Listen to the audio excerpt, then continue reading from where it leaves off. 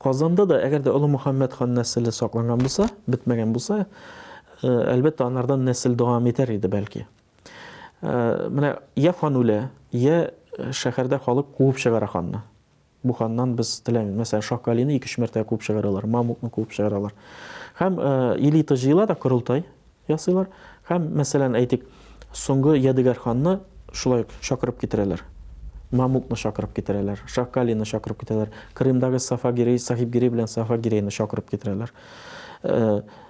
Менә корылтай җыела, бездә хан нәселе бетте, но бит безнең тугандаш менә шул ук татар Астраханда бар, әйме? Хаҗитарханда бар, Себердә бар. Әйдәгез аннан чакырып китерик. Һәм халык моны кабул итә. Урыста да Зимской собор диләр бит, менә ул татардан кирип киткән әйбер. Менә корылтайда җыелалар да шундый рәвештә чакырып китерәләр. Касымда инде әгәр дә карасак, анда урыс дәүләте куя. Әмма урыс дәүләте дә булай гына куелмаган аның. Касым татарлары белән аңлашырга кирәк. Ничек куеп була? Бүтәннәр каршы килмәсен. Крым һәм Казан каршы килергә мөмкин. Демәк ки, куялган икән, демәк аларның хакы булган бу мәсьәләдә. Татар ханнары системасы, ханлыклары системасында гына бу нине карарга кирәкми, нәселгә хөрмәт һәр вакыт булган. Шыңгызый нәселенә. Менә аны без ничек күрә алабыз?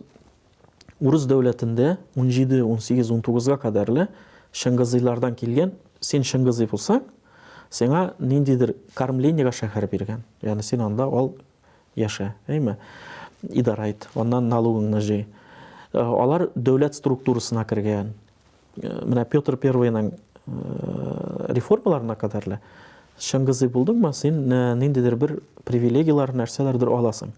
Нәселеңә хөрмәт. Шундый ситуация әйтик, мәсәлән, Госманлы дәүләтендә дә.